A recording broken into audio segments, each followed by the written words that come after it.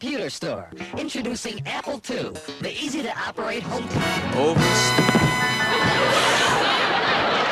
Well, we want Super Pong by Atari. Yes, but Super Pong's 4 color games are more.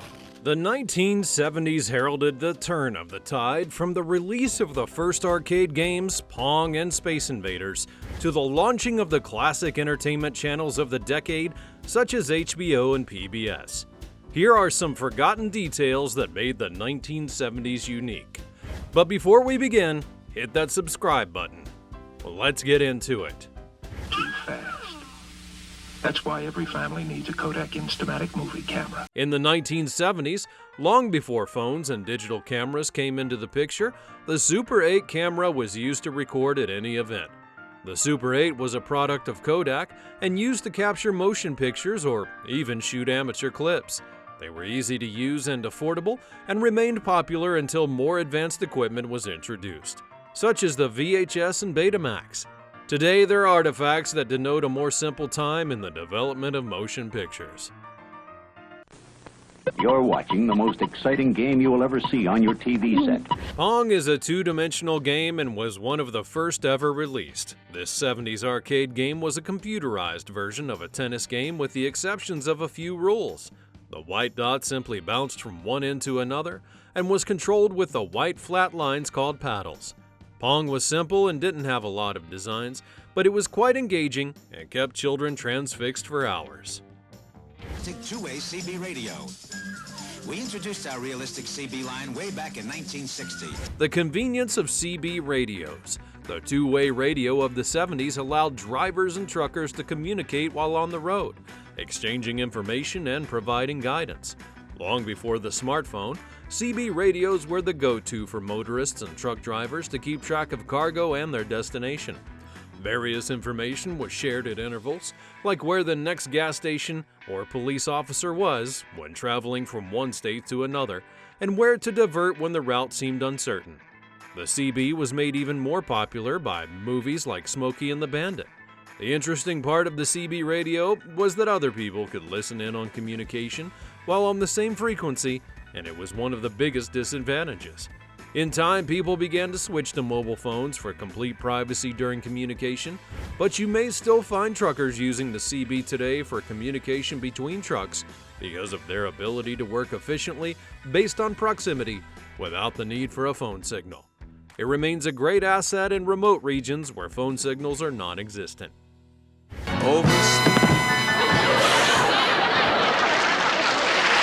Purple socks were an oddly huge trend in the 1970s, but do you know where this love for the color purple came from? In the 1970s, a teen idol named Donny Osmond was loved by many for his outstanding performances, and one thing about him that always stood out was his purple socks. People often wondered what the story was behind these lucky purple socks, and everyone wanted to know why they were so special that he wore them at every performance.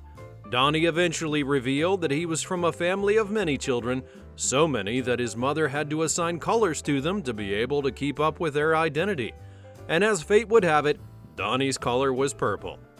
This stirred emotions amongst his fans, especially the teenage girls, who also began wearing purple socks and dresses to show their love and support for Donny Osmond. His performances were flooded with the color purple in the audience. Watch what you can do with this Apple II personal computer and any color TV. Tech giant Steve Jobs and Steve Wozniak unveiled an essential piece of technology that became the pioneering machine for all computers, the Apple II. The machine was completely encased in plastic, unlike others before it, utilizing electricity, so all you needed to do was plug it in. The Apple II was also the first computer with color and sound, a vital part that was influenced by Wozniak, the creator and developer of Atari games. And the Apple II was the first computer system to introduce the spreadsheet as a software program. There were so many possibilities that the Apple II introduced, and at that time they were at their most simple and unrefined. But today they're complex and highly advanced, and they can do just about anything.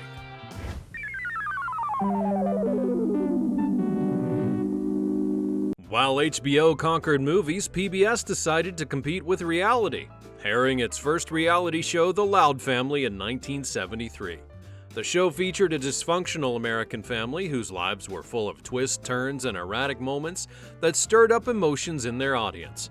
The movie provided a figurative look at a typical troubled family of parents that had 5 children ranging in age from 14 to 20. Their lifestyle and kinks appealed to a wide audience, as their life challenges ranged from parents getting a divorce to unexpected reveals of their oldest son admitting to being homosexual. It was different from anything that viewers had ever seen, and opened doors for a lot of other reality shows that came after. Today, we have an endless variety of reality, from families to dating shows, being aired on many channels, which is all fun, but we have to take a moment to appreciate the channel that began it all. Sid and Marty Croft took children's entertainment to a whole new level in the 1970s. Saturday mornings were reserved for quality entertainment with the wild and colorful visuals of the HR Pufnstuf, the Bugaloos, and the Land of the Lost. These shows featured comical puppets and special effects that kept many children at the edge of their seats in glee. It was wholesome entertainment that kept kids glued to the screen and out of trouble. Sir, care to comment on these wacky packages? I'm outraged! Kids making fun of my product? In an era where product marketing included the collection of fun, memorable things like cards, wacky packs were a hit. The kids in the 70s loved to collect creatively diverse and unique cards, and the Wacky Pack was designed for humor and made jest out of consumer products of the day. Drawn by some of the best-known artists of the 70s, the artwork on the cards was hilarious and a huge deal to children who collected them devotedly. These trading cards peaked in the 70s and slowly disappeared as new rivals like the provocative Garbage Pail Kids arrived. In the early 1970s, Walt Disney World launched its massive theme park, which became the largest in the world. It was not only a theme park, but also a getaway destination for families that came for a relaxing summer. The theme park continued to expand with the building of new resorts, hotels, golf courses, and shopping malls, and the wide expanse of the enchanting world of Disney kept you mesmerized by its beauty and charm. It remains a popular place for vacations where families get together to create long-lasting memories.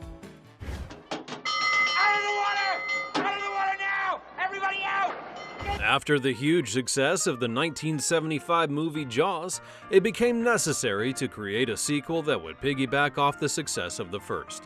To this effect, Jaws 2 was made. Most of the original cast was featured in the new groundbreaking blockbuster, with higher stakes and a similar but more upgraded storyline.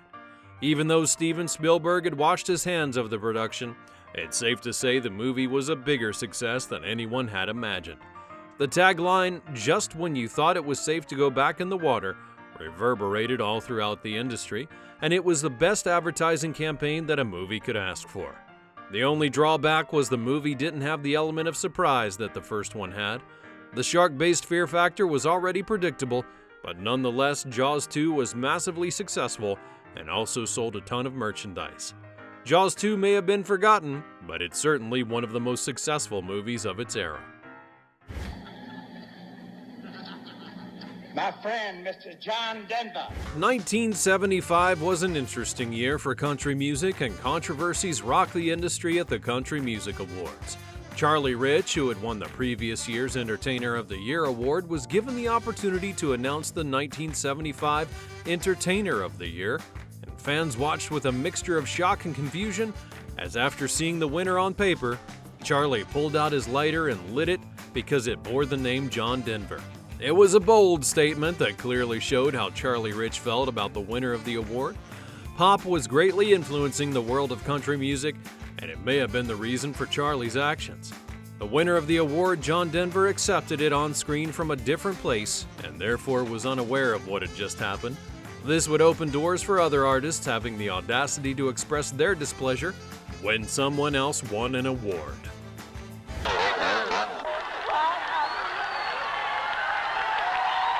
Next up on the list, one of the most bewildering actions of the era, streaking. Running around in public completely unclad was becoming a frequent thing in the 1970s. It wasn't certain why someone felt the need to run around nude, but some people took it to a whole new level by streaking on nationally televised events like the Academy Awards, the Olympics, and the World Series. While streaking does still happen today, it only happened rarely compared to the 1970s when you could almost expect a streak at a football game. The popularity of beanbag chairs skyrocketed in the 1970s. The mass marketing of these plush chairs was at an all-time high and seemed like you could always find a beanbag in every single home. The comfy, oddly shaped cushion chairs were usually made out of materials like nylon or polyester, with fillings like the expanded polystyrene beams. These beanbags were so comfortable, they became popular with interior decorators. Their lightweight made them easily movable, and they came in a wide variety of colors, which allowed them to either blend in or stand out in the home. At this level, it's easy to become an expert on shoe styles. Everything was different in the 1970s, and that also included shoes. The Earth shoes were a stylish trend that was widely loved for its down-to-earth color. They were first released on April the 1st of 1970, just 3 weeks after the first celebration of Earth Day. It was no coincidence either that these shoes took on various colors of the Earth's soil, further driving home its symbol. It was invented by a Danish yoga instructor and referred to as negative heel shoes because the heels were significantly lower than the forefoot, allowing the forefoot to go higher on the floor than the heels. It was widely adopted for its uniqueness, and many have spoken about the possible health benefits of these quirky and unconventional designs. It was usually made out of leather, suede, or other natural materials, and today, Earth shoes are still available, not in the same fashion sense as those in the 70s, but they're more stylish, complex, and luxurious.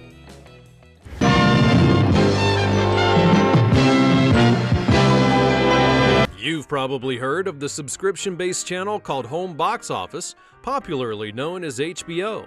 The channel launched November the 8th of 1972 and kicked off with the airing of uncut movies without commercials.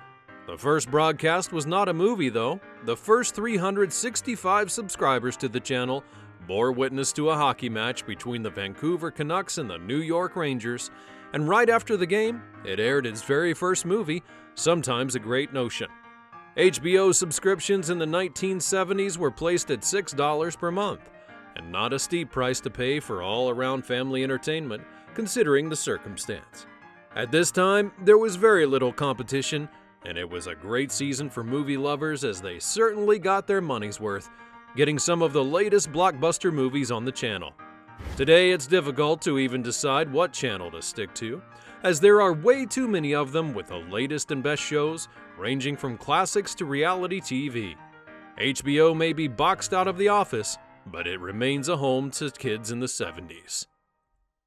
Out here we entertain ourselves at home, so we got an Atari video game. There's so many different games to play.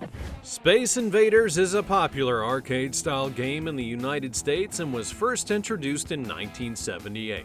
It quickly garnered a ton of fans who would spend hours in the arcade trying to beat the record. They were stationed in places like bowling alleys, arcades, skating venues, and other places where youth gathered for leisure. Kids stood in line to take turns trying to stop descending aliens from taking over the Earth, and this obsession was building speed, quick pace, and the desire to prove yourself by beating the existing record, etching your initials on the leaderboard at the top. Having your initials boldly written as the player with the highest score was a thing that actually impressed people, and you could get a certain level of respect from others. Space Invaders was one of the first arcade games to rack up a huge following, and records for other arcade games that followed. The 70s were a highly competitive era for automobile companies, and the Ford company needed a design that would compete with certain vehicles from rival companies. Ford came up with the compact Ford Pinto, a small vehicle that had its engine planted behind the rear axle. While the design was simple and the car was affordable, leading to massive sales, there was just one problem. The rear fuel tank was a safety hazard because it wasn't protected from bursts in case of a rear-end collision. There were even complaints of fuel tank leakage, which led to new fatal accidents. The car was reported to catch fire with very minimal collisions, and more than 20 lives were lost in the incidents. At first, the brand focused on settling court cases and damages rather than stopping the sales, but as the cases increased, the brand was then forced to halt production and sale, and the Pinto was recalled in the year 1978. When the reputation became critically debated, Ford had to discontinue production in 1980, and it's needless to say, the Pinto marked a dark time in history for the Ford brand. Everything in the 70s arguably had a bit of a shag to it. For instance, the long, shaggy haircut was a hairstyle that had been around since the early 70s, inspired by popular rock and roll bands who were worshipped throughout the era. The haircut became a symbol of rebellious freedom, a mid-length to long haircut that had multiple layers, making the look even more voluminous than it actually was. The shaggy hairstyle was universal and worked for every hair type. Well, almost. Just when we thought things couldn't get more shaggy, the long shag carpet look took over the floors of every home. Shag carpeting had a massive fur that could hide small objects until they were vacuumed or swept clean, and the interesting thing was that it could be styled with a rake to take on different shapes and even cover footprints. Today, neither the long shaggy haircut nor the carpet is completely gone forever. The haircut takes on various modern looks and upgrades, while the carpet can be found in classic vintage stores. Fondue became popular in the US in the 60s and 70s, and with time it was incorporated into dishes to a point where people began to have fondue parties. Fondue itself was simply Swiss melted cheese with wine and a seasoning in a pot served to a group of people in a communal pot, which of course was always a fun time.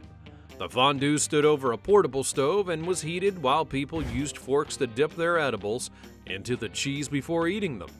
The recipe has continued to evolve with the invention of the chocolate fondue fountain and others, and the heat of the fondue was kept at a temperature where it stayed warm and smooth but not overly hot. The parties were fun and allowed friends and family to bond over a pot of cheese with lots of other edibles to dip in. Today, there are many variants of fondue, and the tradition lives on. The vibratory belt, according to the logic of a real cool informant, is definitely square. Physical fitness became a huge deal in the 1970s, with almost every advert on television tilting its campaign to include fitness and a healthy body. The fitness industry began to bloom, and places like the gym and other workout spaces were often packed. Staying in shape became an obsession for many, and despite busy schedules, some people needed the convenience of working out anywhere and anytime without the need to always be at the gym. You can imagine how thrilled the people were when home workout equipment was released in the market. It was finally a way for even the non-gym goers to exercise from the comfort of their homes without feeling embarrassed or having to put up with human behavior outside. People bought home workout equipment like stationary bikes, hydraulic rowers, and dumbbells, and equipment with metal springs was used for exercise, frequently advertised on TV by celebrities and various top brands. These home workout equipment were incorporated into video workout classes where professional coaches would help get into shape using a danceable workout routine like those hosted by Suzanne Summers and Jane Fonda. Today, home workout equipment is very much in vogue, and the fitness industry has continued to raise the bar on what fitness and workout should look like. Working out is one constant that will probably never change. Which of these memories do you remember the most?